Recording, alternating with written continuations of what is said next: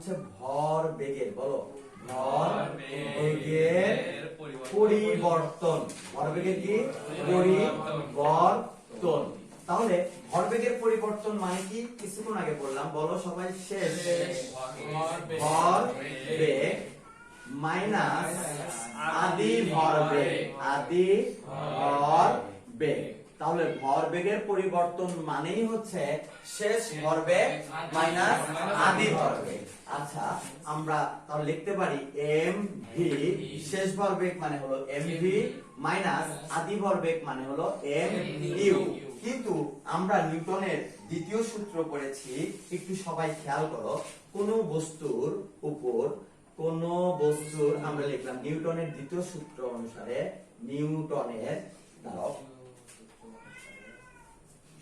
আমরা পড়ছি নিউটনের দ্বিতীয় সূত্র হতে আসলে আমরা কি পড়েছি সেটা দেখো, যে কোন বস্তুর, বলো কোন ভরবেগের পরিবর্তনের হার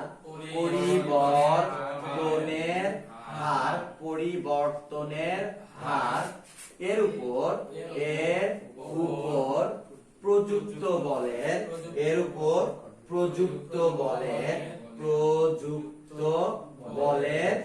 সমানুপাতিক। আচ্ছা, আরো একটা কথা বলছিলাম, এবং বল যেদিকে ক্রিয়া করে বস্তুর ভরবেগের পরিবর্তন সেই দিকে ঘটে। তাহলে বলছি কোন বস্তুর ভরবেগের পরিবর্তনের হার এর উপর প্রযুক্ত বলের সমানুপাতিক। এটা নিউটনের দ্বিতীয় সূত্র হতে আমরা পাই। এখন দেখো, ভরবেগ জিনিসটা তোমরা বুঝতে না, কিন্তু কিছুক্ষণ আগে আমি ভরবেগ তোমাদের পড়াইছি। দেখো, এখানে একটা বস্তুর কথা বলছে এবং বলছে ভরবেগের পরিবর্তনের হার। আচ্ছা, ভরবেগের পরিবর্তনের হার মানেটা কি সেটা তোমাদেরকে বুঝাবো। হার জিনিসটা একটু বোঝার চেষ্টা করো। ধরে নাও আমি লিখলাম হার মানে, যে এখানে লিখলাম a ডিভাইড a না, আমরা লিখলাম হচ্ছে টিও না, আমরা লিখলাম এখানে b ডিভাইডেড t, অর্থাৎ b কে t দ্বারা ভাগ করলাম। b কে কত দ্বারা ভাগ করলাম? t দ্বারা ভাগ করলাম। b কে t দ্বারা ভাগ করলাম। খেয়াল করো, b ডিভাইডেড t। কোন কিছুকে যদি t দ্বারা ভাগ করি, তাহলে সেটা হার বোঝায়। কি বোঝায় বলো তো? কিভাবে হার বোঝায়? এটার অর্থ b কে t দ্বারা ভাগ করার অর্থ হচ্ছে b এর পরিবর্তনের হার,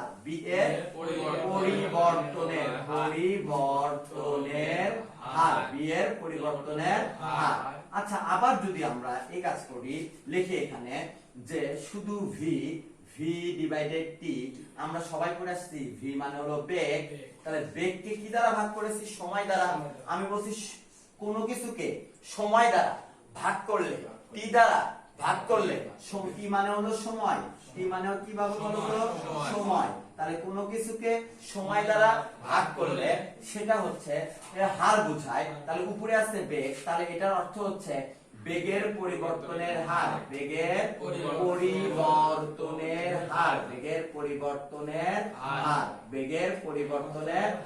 তাহলে যে কোনো কিছুকে যদি সময় t দ্বারা আমরা ভাগ করি, তাহলে সেটা পরিবর্তনের হার বুঝাবে। কিসের হার বুঝাবে? পরিবর্তনের হার। তাহলে এখানে আমাকে বলছে ভরবেগের পরিবর্তনের, কি বলছে? ভরবেগের পরিবর্তন। এটা কি mv mu মানে কি ভরবেগের পরিবর্তন না? তাহলে আগে আমরা লিখি সূত্র অনুসারে, ভরবেগের, বলো ভরবেগের পরিবর্তনের হার, ভরবেগের পরিবর্তনের হার সমানুপাতিক প্রযুক্ত বলের সমানুপাতিক। প্রযুক্ত বলকে f দ্বারা প্রকাশ করা হয়, তাই লিখলাম প্রযুক্ত বল। কি লিখলাম বলো তো? প্রযুক্ত বল। বিষয়টা একটু আলাদা করে এখানে যদি আমি তোমাদেরকে বুঝাই, তাহলে দেখো এখানে একটা বস্তু ছিল, এই বস্তুটা এখান থেকে এখানে গেছে, এই বস্তুটা এখান থেকে এখানে চলে গেছে। তাহলে এটা হচ্ছে mu, কারণ এটার আদিবেগ u, এটা আদি ভরবেগ, আর এটা হলো mv, কারণ এটার বেগ শেষ বেগ হলো v, তাহলে এটা আদি ভরবেগ, এটা হলো শেষ ভরবেগ। তাহলে আমরা লিখবো এভাবে, ভরবেগের পরিবর্তন, যেটা শিখে আসছি, পরিবর্তন সমান সমান আমরা লিখতে পারি শেষ মানে mv মাইনাস আদি মানে mu। এতটুকু বুঝতে পারছো? এখন আমি যদি এখানে লিখি mv মাইনাস mu, এটা লিখলাম, আমি লিখলাম mv মাইনাস mu, আমি লিখলাম mv মাইনাস mu, তাকে ইচ্ছা করে আমি সময় দ্বারা ভাগ করলাম। আমি বলছি সময় দ্বারা ভাগ করা বলতে হার বুঝানো, কি বুঝানো বলতো? হার বুঝানো। সময় দ্বারা ভাগ করা বলতে হার বুঝানো, সময় দ্বারা ভাগ করা বলতে কি বুঝানো? হার বুঝানো। তাহলে এটার নাম কি হবে? ভরবেগের পরিবর্তনের হার, পরিবর্তনের হার। এটা হার কেন লিখলাম? কারণ এখানে আমরা সময়টি দ্বারা ভাগ করেছি, সময়টি দ্বারা কি করেছি? ভাগ করেছি। তাহলে আমরা এখানে লিখেছি, দেখো এখানে mv মাইনাস mu মানে ছিল ভরবেগের পরিবর্তন, তাকে সময়টি দ্বারা ভাগ করেছি। কোনো কিছুকে সময় দ্বারা ভাগ করা বলতে হার বোঝানো, তার জন্য এটা নামের পরিবর্তন হয়ে হলো ভরবেগের পরিবর্তনের হার। এতটুকু কি সবাই বুঝতে পারছো? এখন তোমরা একটু ক্লিয়ারলি দেখার চেষ্টা করো যে এই যে বস্তুটা, এটা আদি বেগ ছিল আর এটা শেষ বেগ। এখানে তার বেগ ছিল 0 মিটার পার সেকেন্ড, এখানে তার বেগ হলো 5 মিটার পার সেকেন্ড। আচ্ছা, বস্তুটার আসলে বেগের পরিবর্তন হলো কেন? বস্তুটার আসলে কিসের পরিবর্তন হলো? বেগের পরিবর্তন কেন হলো? কারণ বস্তুকে এখান বাইরে থেকে তুমি হয়তো ঠেলা দিয়েছো, বল প্রয়োগ করেছো, এফ বল প্রয়োগ করেছো। বিষয়টা বোঝো, এই যে বস্তুটা, এখানে একটা আমরা স্থির বস্তু দেখবো, এই যে স্থির বস্তু। আমরা যদি এই কাজটা করি, এখানে একটা বস্তু দেখলাম, এই বস্তুটা স্থির বস্তু, একে বাইরে থেকে তুমি বল প্রয়োগ করেছো, বাইরে থেকে ধাক্কা দিয়েছো। ধাক্কা দেওয়া মানে কি? বল দেওয়া। বাইরে থেকে বল দিয়েছো, বল দেওয়ার কারণে বস্তুটা কি গতিশীল হয়ে গেল, বেগের পরিবর্তন হলো। এই যে আদি বেগ 0 ছিল, বল দিছো, বেগে চলে গেছে, শেষ বেগ v হয়ে গেছে। তাহলে বলতো আদি বেগ থেকে শেষ বেগ কখন হয়? যদি বস্তুটার উপরে বল দেওয়া হয়। বস্তুটার উপর কি দেওয়া হয়? আর এই বল মানেই প্রযুক্ত বল, বল মানেই প্রযুক্ত বল। তাহলে আমাকে যেটা বলছিল এখানে, সেদিকে একটু খেয়াল করো ভালোভাবে। এখানে বলেছিল ভরবেগের পরিবর্তনের হার সমানুপাতিক প্রযুক্ত বল। তাহলে একটু খেয়াল করো তো, ভরবেগের পরিবর্তনের হার মানে কোনটা? ওই যে ওখানে লেখা আছে। এটা কি ভরবেগের পরিবর্তনের হার না? বলো তো সেটা কি? বলো mv minus mu divided t সমানুপাতিক কি লিখতে পারি আমরা? f। আচ্ছা, বা খেয়াল করবা mv minus mu divided t, যেখানে সমানুপাতিক চিহ্ন থাকে, সমানুপাতিক চিহ্ন তুলে সমান চিহ্ন দিতে হয়, সাথে একটা ধ্রুবক আনতে হয়, সাথে একটা ধ্রুবক আনতে হয়, গুণন f আসছিল f। প্রযুক্ত বলটা ছিল f, এই যে প্রযুক্ত বল f। আবার বুঝায় ভরবেগের পরিবর্তনের হার, ভরবেগের পরিবর্তনের হার মানে হচ্ছে mv minus mu divided t, সমানুপাতিক আছে তাই সমানুপাতিক। প্রযুক্ত বল বলছে তাই এই যে বল বস্তু এর উপরে প্রযুক্ত হয়েছিল সেটা লিখেছি। তাহলে mv minus mu divided t, সমানুপাতিক চিহ্ন থাকলে সবসময় সমান ইনটু কত? ধ্রুবক, গুণন f আছে f। এখন তারপরে দেখবো, বা আমরা লিখতে পারি mv minus mu divided t সমান সমান, এই ধ্রুবকটা হচ্ছে k, kf, k গুণন f মানে কি? kf। তাহলে দেখতে পারলাম k আসলে কি? k একটি সমানুপাতিক ধ্রুবক। k একটি কি বলতো? সমানুপাতিক ধ্রুবক। k একটি কি ধ্রুবক? সমানুপাতিক ধ্রুবক। k একটি সমানুপাতিক ধ্রুবক। আচ্ছা, সমানুপাতিক ধ্রুবক। আচ্ছা, এখানে যে আমরা কি এটা দেখতেছি, k একটি সমানুপাতিক ধ্রুবক। এই যে সমানুপাতিক ধ্রুবক, ধ্রুবক তারাই যাদের মান নির্দিষ্ট, একদম নির্দিষ্ট করে দেওয়া থাকে, যাদের মানটাকে, তাদেরকে বলা হয় ধ্রুবক। যেমন k এর মান এখানে নির্দিষ্ট, k সমান সমান সর্বদা 1, k সমান সমান সর্বদা কত? 1, k সমান কত? 1। এত ক্লিয়ারলি বুঝতে পারতেছো না? বুঝতে পারতেছো না? আচ্ছা, তাহলে দেখো তারপরে ক্লিয়ারলি বোঝার চেষ্টা করবা।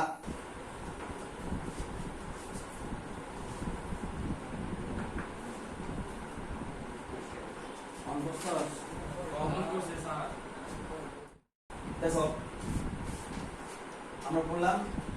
mv minus mu divided t সমান সমান kf।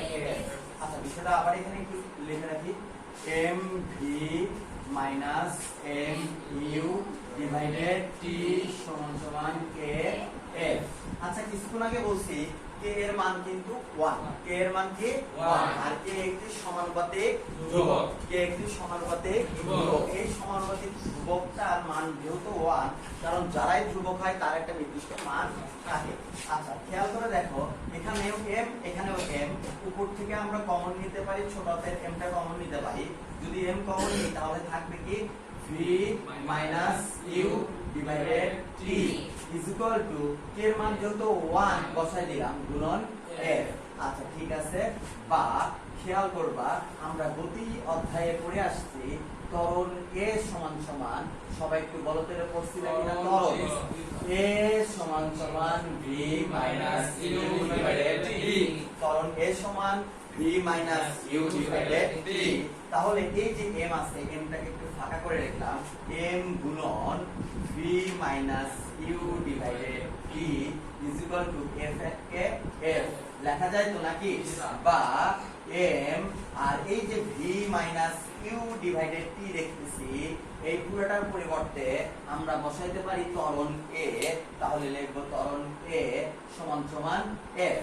আচ্ছা অতএব আমাদের এখান থেকে পাইলাম f সমান সমান mf, f সমান সমান mf। আচ্ছা f মানে হলো প্রযুক্ত বল বা শুধু বল, বল ইজ ইকুয়াল টু ভর গুণন ত্বরণ, বল ইজ ইকুয়াল টু কি বলতো, ভর গুণন ত্বরণ, বল ইজ ইকুয়াল টু কি ভর গুণন ত্বরণ। তাহলে আমরা বল বলতে আসলে সব সময় মনে রাখবো যে বল F সমান সমান ma, এটা আমাদের একটা সূত্র। এই সূত্রটা দিয়ে অনেক ম্যাথমেটিক্স প্রবলেম, গাণিতিক সমস্যা তোমাদের ফিজিক্স বইয়ে আছে এবং আমি করাবো। তাহলে বল F সমান ma পাইলাম, এটা কোন সূত্র থেকে পাইছি, নিউটনের দ্বিতীয় সূত্র অনুসারে পাইছি। নিউটনের দ্বিতীয় সূত্র ছিল কোন বস্তুর ভরবেগের পরিবর্তনের হার, কোন বস্তুর ভরবেগের পরিবর্তনের হার এর উপর প্রযুক্ত বলের সমানুপাতিক। সেখান থেকে আমরা এতগুলো ইকুয়েশন করে F সমান কি পেয়েছি, ma পেয়েছি, F সমান কি পাইছি, ma। ঠিক আছে, এরপর একটু দেখো,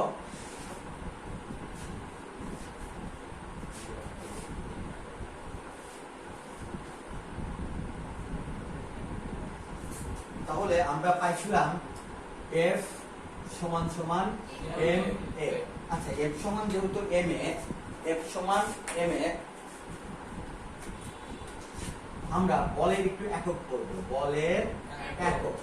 যদি বলের একক করতে চাই, বলের একক কি হবে, বল আমাদের F ma লিখলাম, m এর একক হলো কেজি, আমরা সবাই জানি। আর ত্বরণের একক আমরা ওই গতি অধ্যায়ে পড়ে আসছি, মিটার পার সেকেন্ড স্কয়ার। একটু মনে রাখো, ত্বরণ a এর একক, ত্বরণ a এর একক আমরা পড়েছিলাম আগের অধ্যায়ে মিটার পার সেকেন্ড স্কয়ার। তাহলে সেটা বসাই দিলাম। এই যে KG metre per second square, যদি বলি সেটা 1 KG 1 metre per second square, তাহলে তাকে বলা হয় হচ্ছে 1 নিউটন। নিউটন মানে বড় হাতের n, 1 নিউটন, 1 নিউটন। আচ্ছা এই যে বলটা দেখলাম, বলের একক তাহলে পাইলাম আমরা, বলের এককটা হলো আসলে KG metre per second square বা নিউটন, বা নিউটন। তাহলে বলের একক আসলে নিউটন, যাকে বড় হাতের n দ্বারা প্রকাশ করা হয়, তাহলে যাকে বড় হাতের n দ্বারা প্রকাশ করা হয়। দেখো এখানে একটা বস্তুকে রেখে দিলাম, বস্তুটা হলো এ বস্তু, এই এ বস্তুর ভর হলো 1 কেজি। এ বস্তুর ভর কত কেজি, 1 কেজি। 1 কেজি বলের উপর একটা বল প্রযুক্ত করলাম, একটা বল প্রযুক্ত করলাম, আমরা লিখলাম প্রযুক্ত বল F, প্রযুক্ত বল F। তাহলে একটা বস্তুর উপরে আমরা বল প্রযুক্ত করলাম প্রযুক্ত বল হলো F, ফলে বস্তুটা সামনের দিকে চলে যাচ্ছে। বল প্রযুক্ত করলে বস্তুটা সামনের দিকে গতিশীল হয়, বেগ বৃদ্ধি পায়, বল প্রয়োগ করলে বস্তুর বেগ বৃদ্ধি পায় বা বেগ হ্রাস পায়। ধরে নিলাম এই বস্তুটা হলো থেমেছিল, যেই বল প্রয়োগ করেছি বস্তুটির বেগ বৃদ্ধি পেয়ে বস্তুটা সামনের দিকে গেছে। আসলে কোন একটা বস্তুর যদি বেগ বৃদ্ধি পায় তাহলে বা বেগের যদি পরিবর্তন হয়, এখানে তার বেগ, বস্তুটা যেহেতু থেমেছিল এখানে তার বেগ ছিল 0, আর এখানে তার যে একটা বেগ হয়েছে, নতুন একটা বেগ হয়েছে, ধরে নিলাম এ ছিল 0 মিটার পার সেকেন্ড ছিল, এখানে বল প্রয়োগের ফলে তার বেগ হয়েছে 5 মিটার পার সেকেন্ড। তাহলে এখানে বস্তুটার বেগের পরিবর্তন হয়েছে। আমরা এই ক্লাসেই বলছিলাম বেগের পরিবর্তন হলে বস্তুর ত্বরণ হয়, তার মানে এখানে ত্বরণ সৃষ্টি হয়েছে, মাথায় রাখতে হবে এখানে ত্বরণ সৃষ্টি হয়। আর এখানে যে ত্বরণ সৃষ্টি হয় এই ত্বরণের মান হচ্ছে 1 মিটার পার সেকেন্ড স্কয়ার। ত্বরণের মান কত? 1 মিটার পার সেকেন্ড স্কয়ার। তাহলে আমরা এইভাবে বলবো 1 কেজি ভরের বস্তুর উপর 1 মিটার পার সেকেন্ড স্কয়ার ত্বরণ সৃষ্টি করতে যে বল প্রযুক্ত হয় 1 কেজি ভরের বস্তুর উপর 1 মিটার পার সেকেন্ড স্কয়ার ত্বরণ সৃষ্টি করতে যে বল প্রযুক্ত হয় তাকে 1 নিউটন বলে। এই যে একটা বস্তুর ভর কত হবে 1 কেজি, এবং তার উপর একটা প্রযুক্ত বল প্রযুক্ত করতে হবে, বল দিতে হবে, এবং সেই বল দেওয়াতে তার ত্বরণ কত হতে হবে 1 মিটার পার সেকেন্ড স্কয়ার। তাহলে বলবো 1 কেজি ভরের বস্তুর উপর 1 মিটার পার সেকেন্ড স্কয়ার ত্বরণ সৃষ্টি করবে যে বল প্রযুক্ত হয়। 1 কেজি ভরের বস্তুর উপর 1 মিটার পার সেকেন্ড স্কয়ার ত্বরণ সৃষ্টি করতে যে পরিমাণ বল প্রযুক্ত হয় তাকে 1 নিউটন বলে। তাহলে বলবো আমরা 1 কেজি, বাংলাতে না লিখে ইংরেজিতে লিখি, 1 কেজি, এই সংজ্ঞাটা এদিকে লিখবা, 1 কেজি ভরের বস্তুর উপর 1 কেজি ভরের বস্তুর উপর 1 কেজি ভরের বস্তুর উপর 1 মিটার পার সেকেন্ড স্কয়ার ত্বরণ সৃষ্টি করতে যে বল প্রযুক্ত হয়,